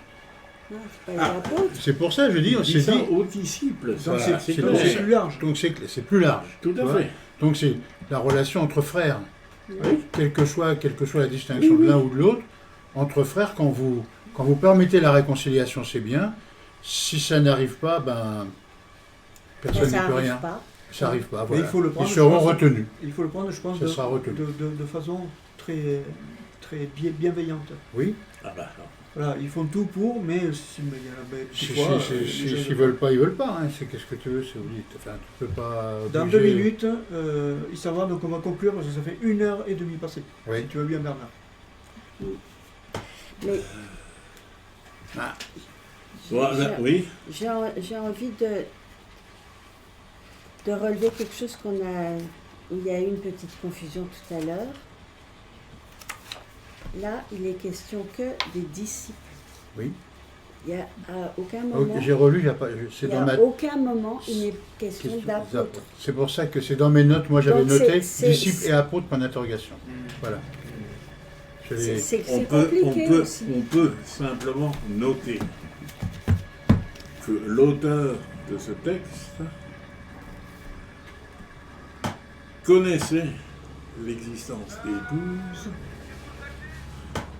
institutionnellement, puisque les 12 sont institués, hein, à un moment donné. Et quand il parle de Thomas, il dit bien l'un des 12. Donc il n'oublie pas les 12. Et il ne confond pas nécessairement, hein, les choses. Et s'il parle donc dans cette apparition, entre guillemets, et qu'il dit cela aux disciples, c'est qu'il le dit à d'autres que simplement les 12. Oui, oui. Or, toute une tradition a quand même tendance, hein, c'est ce qu'on a dit tout à l'heure, à ramener à ce tableau initial qui est dans nos têtes. Ou bien chacun des 12 peut avoir quelques disciples. Oui, aussi, tu peux multiplier, tu peux...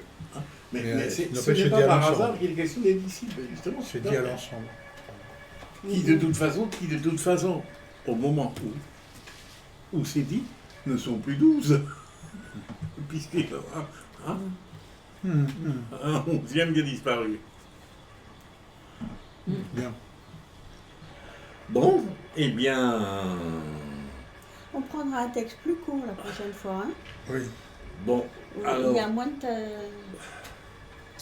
Ouais, comme les Oui, Juifs. on n'a même chapitres ou pas fini. d'actes. Parce qu'on n'a même pas On n'a fini. même pas Ce que je vous suggère, c'est que vous réfléchissiez chacun à ce que je dirais qu'il faudrait, par quoi il faudrait compléter la méditation, et on commencera par ça. Pour boucler nos lectures, je vous enverrai, parce que ça me paraît bon, je vous enverrai un texte d'Élisabeth Parmentier qui vient de la femme, ce que disent les religions, et c'est un résumé de tout notre parcours. C'est-à-dire, je dirais à la limite, personne n'a rien lu depuis 6 mois, de ceux dont nous débattons. Il lit ça et arrive à l'intégrer. Il sait où nous en sommes aujourd'hui. C'est un résumé à parcours. Et ensuite, le mot final sera de retourner chez les Moltmann, Dieu à la Trinité. Et la prochaine fois, on pourra réfléchir. J'ai bien aimé notre parcours, je l'aime toujours d'ailleurs, avec des bémols quelquefois. J'ai bien aimé le fait de prendre un livre et d'être contraint au livre, parce que autrement, on a un tas de diversions qui moi, m'ont un peu égaré. Je te promets, Bernard, que je passe plus d'1/4 d'heure par jour à lire, mais pour préparer la séance d'aujourd'hui, j'ai passé 4h30, je crois, tu vois. Bon, je trouve que ça fait beaucoup. Je sais pas forcément. J'ai sûrement le temps, mais j'ai pas envie. Il faut être clair. C'est voilà, c'est simple, hein, tu vois. Et donc, je trouve qu'avoir un livre comme guide, c'est bien, parce que ça nous ramène à ne pas avoir trop de diversions qui sont plein de perles et sur la route qui sont très très belles et très bonnes, mais pour moi ça me distrait un peu et la diversion, je ne sais jamais où elle nous conduit. Enfin, c'est ce qui est une diversion pour moi. Hein. On ne sait jamais où ça nous conduit. Je me dis, mais quand est-ce qu'on va revenir au travail qu'on s'était fixé, tu vois, et voilà, mais c'est mon avis personnel. Je le partage. Les 4h30 que tu as consacrées, à mon avis, tu vas en retrouver le bénéfice au-delà de cette table. Oui, mais c'est justement pour ça que je dis que je ne veux pas passer tout mon temps à lire, parce que ce dont j'ai besoin, c'est d'intégrer la lecture de façon à ce qu'elle retienne, non seulement par les mots, mais par les actes, mon agir de croyant. Tu vois, et je trouve que je peux avoir la tête bien faite, mais c'est pas pour ça que je serai un bon croyant. Oui. On partage et enrichisse. Tu vois, mais c'est ce que je voulais dire en conclusion d'aujourd'hui, de toute façon. Ouais. Bon, il y a une tarte à la rhubarbe, qu'est-ce que je te mets Non, t'inquiète, non, c'est bon. Et j'avais fait une petite tarte. Tu clôt, Bernard? Alors, Au revoir tout le monde. Merci pour la réunion et au revoir tout le monde et à bientôt. À bientôt. Voilà. Voilà. Au revoir.